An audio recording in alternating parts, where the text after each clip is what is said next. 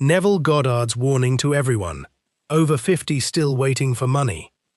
Neville Goddard taught that imagination is the one and only reality, that the God you have been searching for since childhood is your own wonderful human imagination, and that no calendar, no number of years lived, no grey hair, and no bank statement has any power over the man or woman who knows this and dares to use it.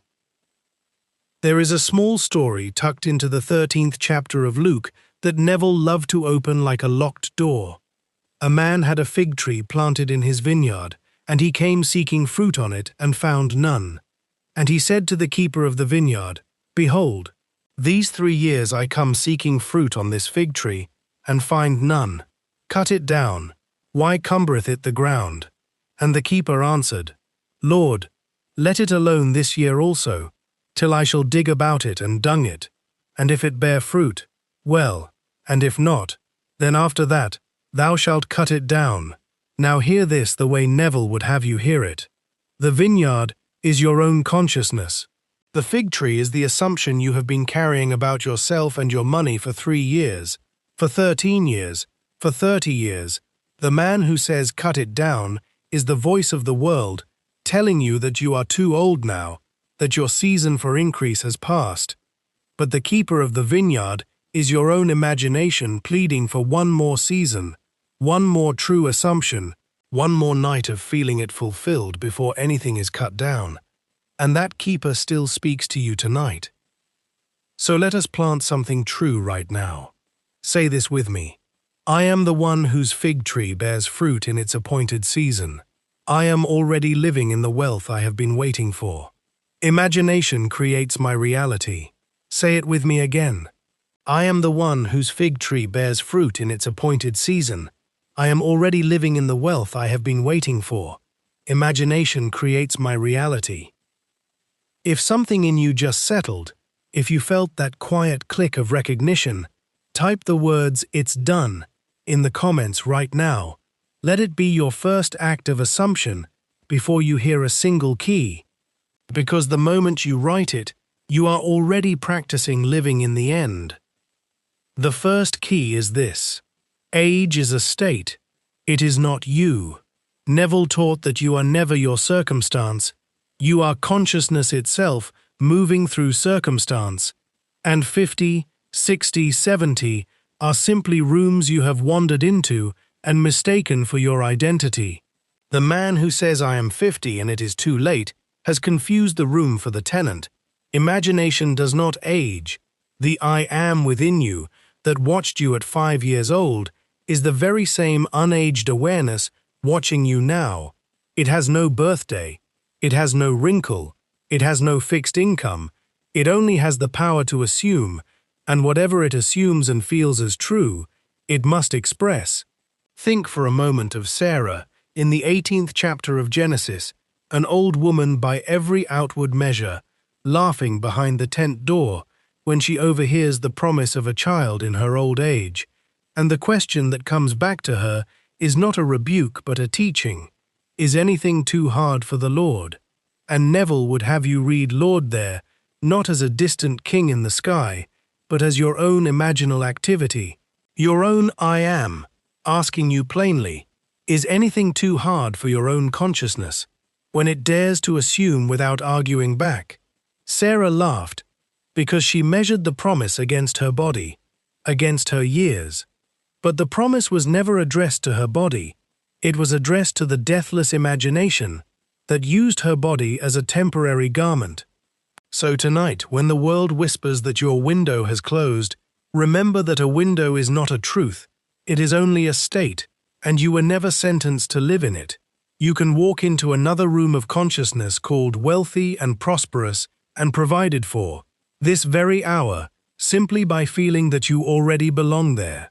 A man does not become a different man because the calendar turns. He becomes a different man only when his assumption of himself changes. So stop counting candles and start counting convictions. And let this be the quiet, settled ground beneath everything else you are about to hear tonight. The second key is this. Money is never the object of your desire. It is only the shadow of a state already fulfilled. Neville taught again and again that we do not chase the shadow, we occupy the substance. And the substance is always a feeling, a felt sense of being the one who already has. Think of the person you know who seems to attract money without straining for it. It is not because they worked harder than you, it is because somewhere inside they carry the quiet, settled feeling of being secure, of being provided for, of being the kind of person money simply comes to. They are not begging the shadow to move, they are living in the substance, and the shadow is obedient. Notice how differently two people can walk into the very same room, one carrying the assumption, "I never have enough," and the other carrying the assumption, "There is always more than enough." They may have identical bank balances on paper this morning, and yet watch what unfolds around each of them over the coming months. Because the outer world is only responding to the inner atmosphere, each one is radiating, without even realizing it. If you have spent years chasing dollars directly, straining after the shadow on the wall, instead of turning to the fire that casts it, this is your invitation to turn around. Stop asking how the money will come, and stop trying to work out the mechanics. The how is not your concern. The how belongs to a world far larger and more resourceful than your five senses can imagine. Your only concern is the feeling itself. So start asking instead, what would I feel like if it had already come? Would my shoulders drop? Would my breathing slow? Would I stop flinching every time an envelope arrives in the mail? Would I walk into a store and choose what I actually want, instead of what is merely cheapest? Feel that. Live from that. Rehearse that quiet, unhurried confidence as often as you can remember to. In the car, in the shower, standing in line at the market, and let the shadow follow, because it always follows. It has no choice. The shadow cannot argue with the flame. A shadow has never once in the history of the world moved independently of the object that casts it, and neither will your circumstances move independently of the state you are faithfully occupying within. The third key is this: revise the years you have been calling wasted. Neville taught a practice he called revision, and it is one of the most quietly radical things he ever gave us. He said that no night should be closed as it happened if it did not agree with your wish fulfilled. And this applies not only to today, but to entire decades if you dare to use it that way. If you are over 50 and you have been telling yourself the story that you missed your chance, that the good years for building wealth are behind you, that you should have started sooner, invested sooner, dared sooner, trusted yourself sooner, I want you to understand that this story is not fixed history. It is simply a state you have been assuming, and any state can be revised in imagination tonight. This is not denial, and it is not pretending that certain outer facts did not occur. It is the recognition that the meaning you attach to those facts, the identity you built out of them, was always optional. Sit quietly, and instead of reliving the years of lack, imagine that you made the wiser choice. Imagine that you did start, that you did trust yourself, that you have been building steadily and quietly all along. Feel the relief of that. Feel the pride of that. Do not argue with your memory. Simply lay a new track beside the old one, and walk on the new track with feeling. Picture the specific moments differently. The year you hesitated to take the opportunity. Revise it now, and see yourself taking it calmly, confidently. The season you felt embarrassed asking for a raise, or starting the small business you dreamed about. Revise it now, and feel the quiet courage you wish you had felt then. Neville said imagination is the redemptive power in man that saves him from his sins. And what is a sin but a missing of the mark? So the years you missed the mark are not a life sentence. They are simply an old assumption waiting for a new one to walk in and take its seat. Do this with tenderness toward your younger self. Do not condemn the one who did not know better. That self was doing the very best it could with the light it had. Simply forgive that self by no longer rehearsing its story. Stop telling it at dinner tables. Stop telling it to sympathetic friends. Stop telling it to yourself in the quiet of the car. Every retelling is a replanting, and welcome in the self who somehow, all along, in this new remembering, was quietly building toward this very moment of abundance you now stand in. This is the mercy, hidden inside revision, that the past is not a monument, it is clay, and you are still, tonight, holding it in your two hands. The fourth key is this: you must learn to live in the end, not to visit it, not to peek through the door and step back out, but to move your entire dwelling place into the feeling of the wish already fulfilled. Neville said that the end is where you start from, not where you arrive, and this is the part most people over 50 resist the most, because they have spent decades believing that first the money must come, and then they will feel secure, and then they will finally rest. But Neville taught that this order is exactly backward. The feeling of security must come first, must be assumed and inhabited now, tonight, while the bank account looks however it looks. Because outer facts are only the recording of a past assumption. They are not prophecy. They are simply yesterday's news arriving late. So if you keep waiting to feel wealthy until the evidence arrives, you keep the door locked from the inside while begging someone to open it from the outside. Instead, walk through it now. In your imagination, see your life as the person who already has what you want. Imagine checking an account that is full instead of empty. Imagine the specific small luxuries you would allow yourself without a flicker of guilt. The coat you would finally buy without checking the price twice. The trip you would finally book without apologizing to anyone for it. The gift you would finally send to your grandchild without doing the math first. Imagine a conversation with someone you love where you tell them, quietly, without needing to prove anything, that everything is provided for. Feel the muscles in your shoulders that would relax. Feel the breath that would come easier.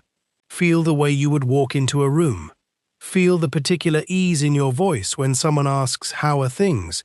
and you simply answer, "Very good, truly very good." This feeling is not pretend.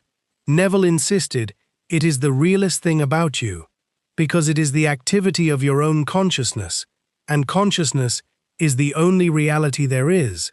Everything else, every coin, every account, every contract, is simply consciousness condensed into visible form.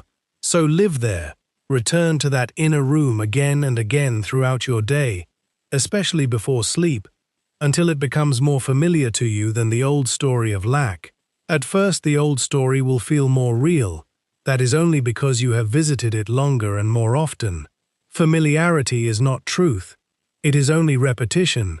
So out-repeat it, and one day, without needing to force it, you will notice the outer world has quietly rearranged itself to agree with the room you have been living in. This is not luck, this is law. Faithfully and impersonally fulfilling the only thing it has ever known how to fulfill, the assumption you occupy. The fifth key is this: everyone you meet, every account that seems to say no, every person who seems to be withholding what you need, is you, pushed out. Neville taught this plainly. He said the world, and all within it, is yourself pushed out. And there is no teaching that liberates a person over 50 faster than this one.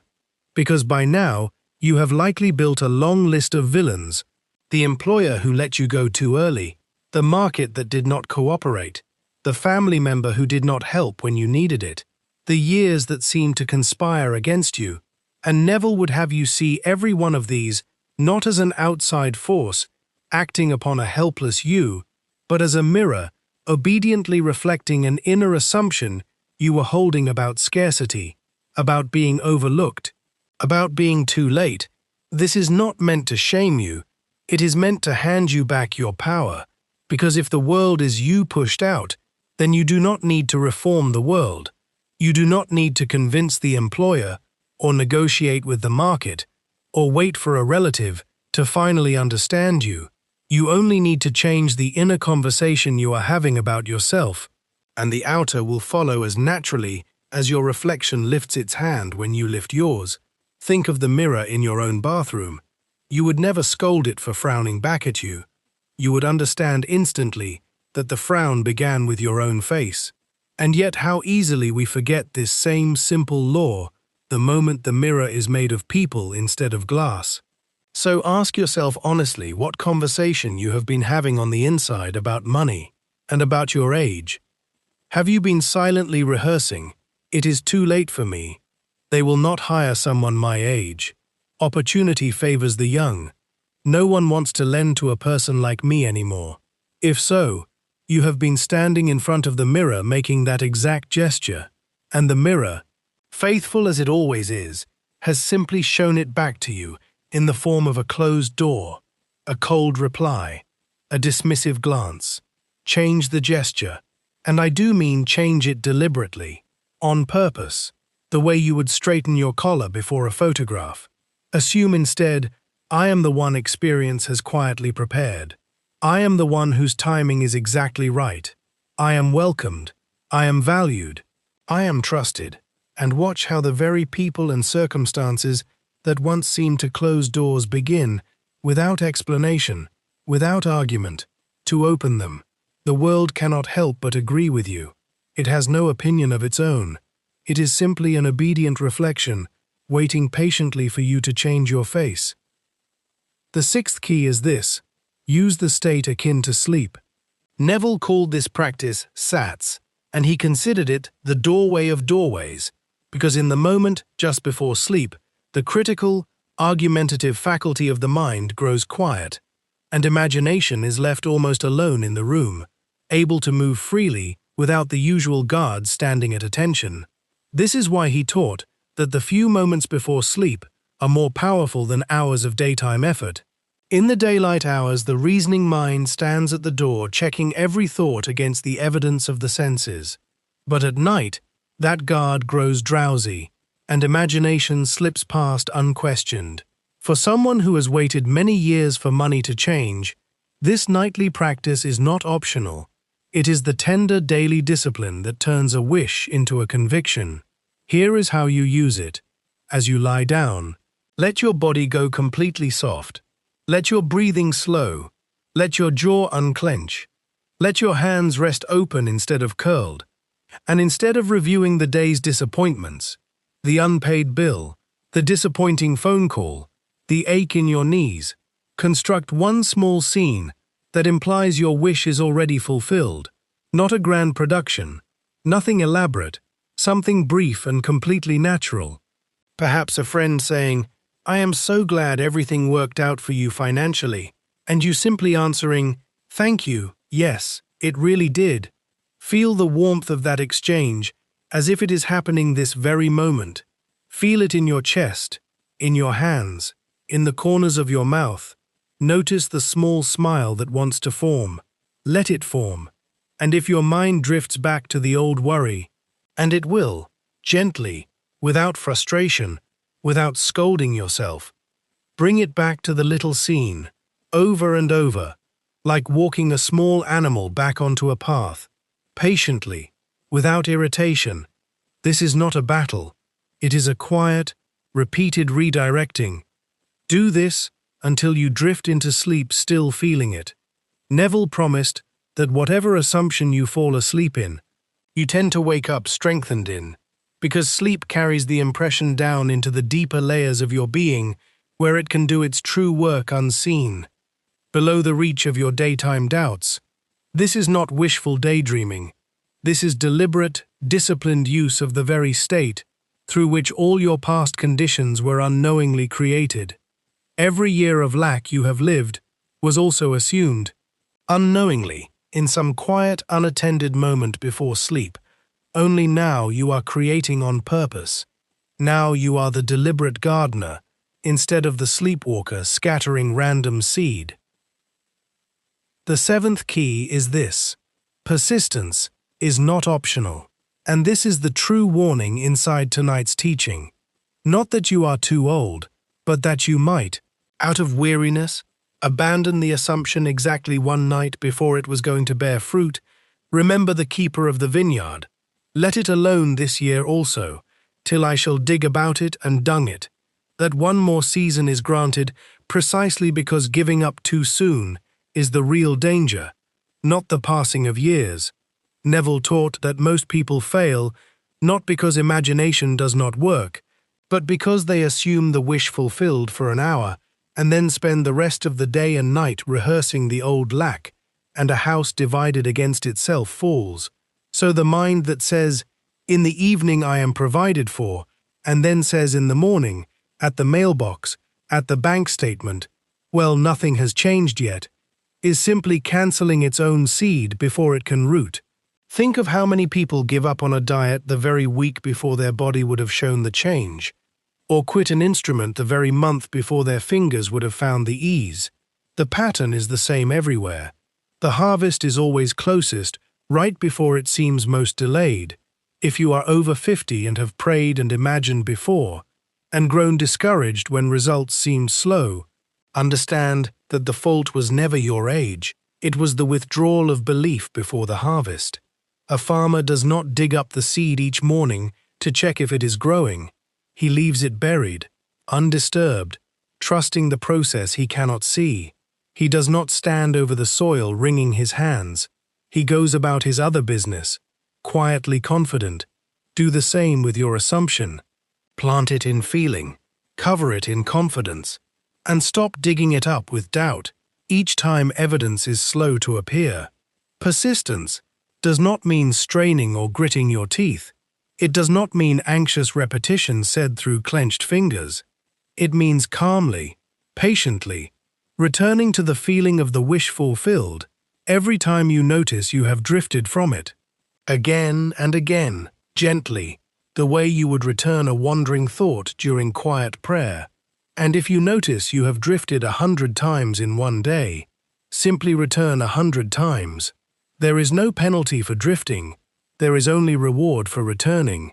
This quiet, undramatic returning, repeated daily, week after week, month after month if necessary, is what Neville meant when he said we must be faithful, even when the evidence of the senses denies the very thing we have assumed. The senses are always the last to know. They only report what has already been decided long before, deep within, in the workshop of imagination, where nothing has ever once been late. The eighth key is this: you must change your self-concept, not merely your wish. Neville taught that the self-concept is the deepest lever there is, because you do not attract what you want, you attract what you believe yourself to be. A person can imagine winning money and yet remain, underneath, someone who quietly believes, "I am the type who struggles. I am the type life passes by. I am the type whose age counts against him," and that underlying self-concept will always outvote the surface wish, because imagination is loyal to your deepest assumption about who you are, not merely to your desires. This is why so many people affirm a wish for years with their lips, while their identity quietly disagrees underneath, and the identity, being deeper, always wins. Think of it like a tree. The surface wish is only a leaf trembling in the wind, but the self-concept is the root system feeding the entire tree. You cannot change the leaf by arguing with it. You change it only by feeding the root a different truth. So the real work, especially for someone who has waited decades, is to quietly and deliberately retire the label "still waiting" and put on a new one. "I am provided for." Notice how different that feels from "I am waiting to be provided for." Waiting is a posture of lack stretched out across time, a permanent leaning forward that never arrives. Provided for is a state entered right now, complete, needing nothing from the future to make it true. Practice saying "I am," not "I will be," not "I am trying to be," not "I hope to be." Simply "I am." I am secure. I am wealthy. I am the one for whom things work out. Say it while you make your coffee. Say it while you drive. Say it while you fold the laundry. Let it become as ordinary to you as your own name. And say it not as a hopeful chant, but as a quiet fact you are simply reporting about yourself. The way you would say, "I am a person with two hands," without strain, without pleading, because Neville said "I am" is the name of God within you. the awareness of being itself, the same power that spoke to Moses from the bush and said, "Only I am that I am." And whatever you attach after those two words, you are quietly legislating into your experience. "I am too old" becomes law the instant it is felt as true, and "I am exactly on time" becomes law with the very same ease. The power does not judge the content, it only fulfills the assumption. So choose the attachment with the same care a monarch chooses a decree, for it is a decree, and it will be carried out.